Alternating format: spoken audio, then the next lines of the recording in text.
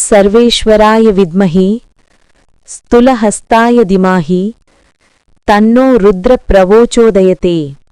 Welcome back our YouTube channel Bhakti Margam Telugu.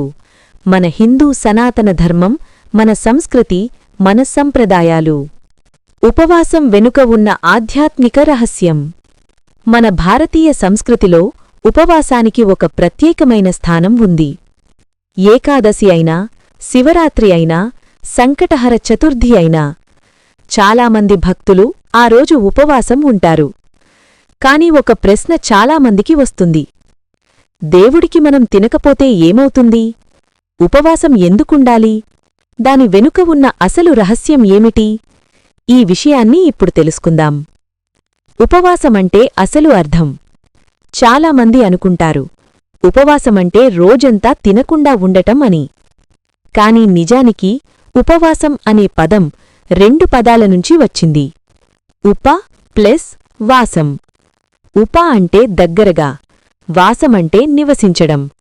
అంటే దేవునికి దగ్గరగా ఉండడం అనేదే ఉపవాసం యొక్క అసలు అర్థం. అంటే కేవలం తినకపోవడం కాదు, మన మనస్సు, ఆలోచనలు, జీవితం అన్నీ దేవుడిపై కేంద్రీకరించడం. ఉపవాసం ఎందుకు చెయ్యాలి? మన శరీరం ప్రతిరోజూ ఎన్నో పనులు చేస్తుంది. తినడం, జీర్ణం చేయడం, శక్తిని ఖర్చు చేయడం. అయితే ఒక్కరోజు ఉపవాసముంటే మన శరీరానికి ఒక చిన్న విశ్రాంతి లభిస్తుంది. మన పూర్వీకులు చెప్పిన ప్రకారం ఉపవాసం వల్ల 3 లాభాలు ఉంటాయి. 1. శరీరశుద్ధి. 2. మనస్సు ప్రశాంతం. 3. ఆత్మశక్తి పెరుగుతుంది.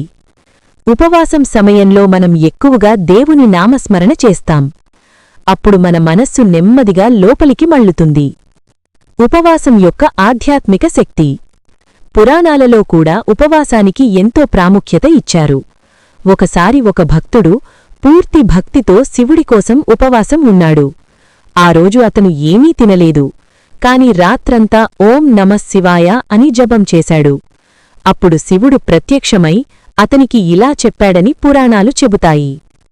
నీ ఉపవాసం వల్ల నేను సంతోషించలేదు, నీ భక్తి వల్ల సంతోషించాను. అంటే ఉపవాసం కంటే ముఖ్యమైనది మన భక్తి మరియు విశ్వాసం. ఉపవాసం ఎలా ఉండాలి? ఉపవాసమంటే కేవలం ఆకలితో ఉండటం కాదు. ఆ రోజు మనం చెయ్యాల్సింది: 1. కోపం పెట్టుకోకూడదు. 2. అబద్ధం చెప్పకూడదు. 3. చెడు ఆలోచనలు రానివ్వకూడదు. 4. దేవుని ధ్యానం చెయ్యాలి. అప్పుడు మాత్రమే ఉపవాసానికి అసలు ఫలం లభిస్తుంది. చివరి సందేశం: ఉపవాసమంటే దేవుణ్ణి పరీక్షించడం కాదు, మనల్ని మనమే శుద్ధి చేసుకోవడం. ఆ రోజు మనం తక్కువగా తింటాం, కాని ఎక్కువగా భక్తిని పెంచుకుంటాం.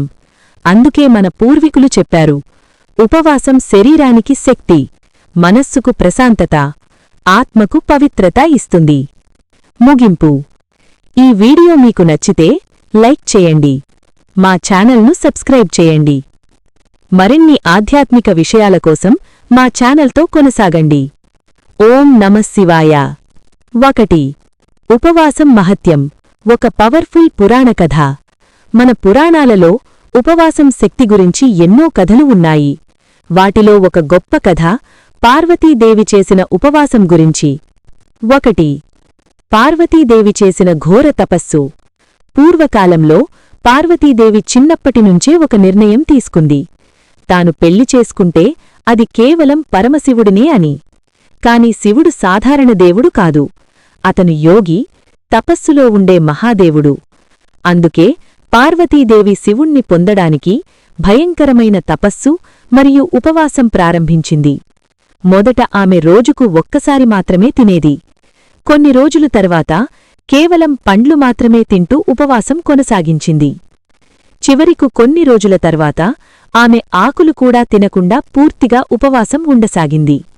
చివరికి ఆమెకు ఒక పేరు వచ్చింది, అపర్ణ. అంటే ఆకులు కూడా తినకుండా ఉపవాసం చేసినది అని అర్థం. దేవతల ఆశ్చర్యం. పార్వతీదేవి చేసిన తపస్సు ఎంత భయంకరంగా ఉందంటే దేవతలు కూడా ఆశ్చర్యపోయారు.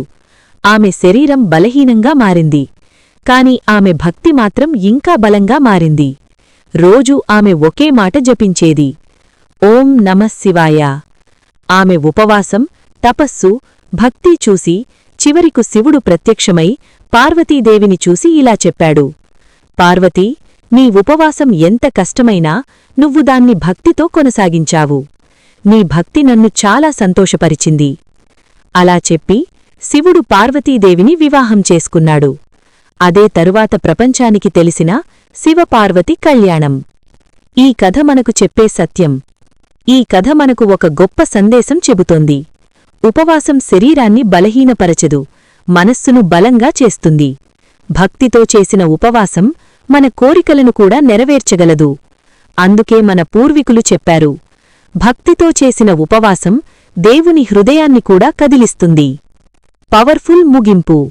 మనస్ఫూర్తిగా చేసిన ఉపవాసం, శుద్ధమైన భక్తి, ఇవి ఉంటే దేవుడు మన దగ్గరకు రావడానికి కూడా ఆలస్యం చేయడు.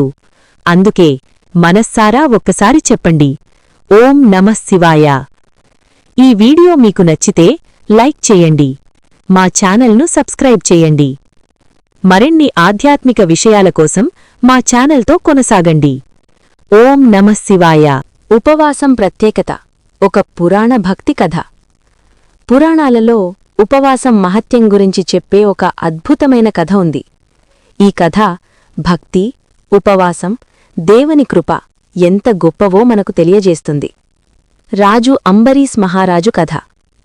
పూర్వకాలంలో అంబరీష్ మహారాజు అనే గొప్ప రాజుండేవాడు. అతను ఎంతో ధర్మపరుడు. అంతకంటే ఎక్కువగా శ్రీమహావిష్ణువు భక్తుడు. ప్రతీ నెలా వచ్చే ఏకాదశి రోజున అతను ఎంతో భక్తితో ఉపవాసముండేవాడు. ఆ రోజు రాజు తినకుండా రోజంతా విష్ణువు నామస్మరణ, ధ్యానం, పూజలు చేసేవాడు. మరుసటి రోజు ద్వాదశి రోజున నియమం ప్రకారం ఉపవాసం ముగించేవాడు. దుర్వాస మహర్షి పరీక్ష. ఒకసారి ఏకాదశి ఉపవాసం పూర్తయ్యాక ద్వాదశి రోజున ఉపవాసం విరమించడానికి సిద్ధమయ్యాడు. అప్పుడే అక్కడికి దుర్వాస మహర్షి వచ్చారు. రాజు ఎంతో గౌరవంగా స్వాగతించి ఇలా అన్నాడు: మహర్షి, మీరు ముందుగా భోజనం చెయ్యండి, తర్వాత నేను ఉపవాసం విరమిస్తాను. దుర్వాస మహర్షి స్నానం చేసి వస్తానని వెళ్ళిపోయాడు. కాని చాలా సమయమైంది. ఇక ఉపవాసం విరమించే ముహూర్తం ముగియబోతోంది. రాజు ధర్మసంకటంలో పడిపోయాడు. ఉపవాసం నియమం తప్పినా పాపం, మహర్షిని ఎదురుచూడకుండా తిన్నా పాపం. అప్పుడు పండితులు ఒక సలహా ఇచ్చారు: రాజా, మీరు కేవలం తులసినీరు తాగండి, అది భోజనం కాదు, ఉపవాసం విరమించినట్టు అవుతుంది. రాజు అలాగే చేశాడు. దుర్వాస మహర్షి కోపం. ఇంతలో దుర్వాస మహర్షి వచ్చి రాజు తులసినీరు తాగిన విషయం తెలుసుకున్నాడు. అతనికి చాలా కోపం వచ్చింది. నన్ను ఎదురుచూడకుండా ఉపవాసం విరమించావా అని కోపంతో ఒక రాక్షసాన్ని సృష్టించాడు. ఆ రాక్షసం రాజును చంపడానికి ముందుకు వచ్చింది. అప్పుడు విష్ణువు సుదర్శన చక్రం ప్రత్యక్షమైంది. ఆ చక్రం ఆ రాక్షసాన్ని నాశనం చేసి దుర్వాస మహర్షి వైపు దూసుకెళ్ళింది. భయపడిన దుర్వాస మహర్షి బ్రహ్మ, శివుల దగ్గరకు వెళ్ళినా ఎవరూ రక్షించలేకపోయారు. చివరకు విష్ణువు వద్దకు వెళ్లాడు. విష్ణువు ఇలా అన్నాడు: నిన్ను కాపాడగలిగేది నేను కాదు, నా భక్తుడు అంబరీష్ మాత్రమే. భక్తి విజయం. దుర్వాస మహర్షి వెంటనే రాజు అంబరీష్ దగ్గరకు వచ్చి క్షమాపణ కోరాడు. రాజు ఎంతో వినయంగా మహర్షిని క్షమించాడు. అప్పుడు సుదర్శన చక్రం కూడా శాంతించింది. అలా ఉపవాసం మరియు భక్తి శక్తి వల్ల అంబరీష్ మహారాజు గొప్ప భక్తుడిగా నిలిచిపోయాడు. ఈ కథ మనకు చెప్పే సందేశం. ఈ కథ మనకొక గొప్ప సత్యాన్ని చెబుతోంది. ఉపవాసం కేవలం ఆహారం మానేయడం కాదు, దేవునిపై ఉన్న నిజమైన భక్తి. భక్తితో చేసిన ఉపవాసం దేవుణ్ణి మాత్రమే కాదు, ప్రపంచాన్నే కాపాడగల శక్తి కలిగి ఉంటుంది. పవర్ఫుల్ ముగింపు. అందుకే మన పూర్వీకులు చెప్పారు, ఉపవాసం శరీరాన్ని శుద్ధి చేస్తుంది, భక్తి ఆత్మను పవిత్రం చేస్తుంది. మనసారా ఒక్కసారి చెప్పండి: ఓం నమో నారాయణాయ లేదా ఓం నమః శివాయ. ఈ వీడియో నచ్చితే ఒక లైక్ చేయండి, కామెంట్ చేయండి, నా ఛానల్ని సబ్స్క్రైబ్ చేసుకోండి. మరిన్ని వీడియోల కోసం పక్కనే ఉన్న బెల్ ఐకాన్ ప్రెస్ చేయండి.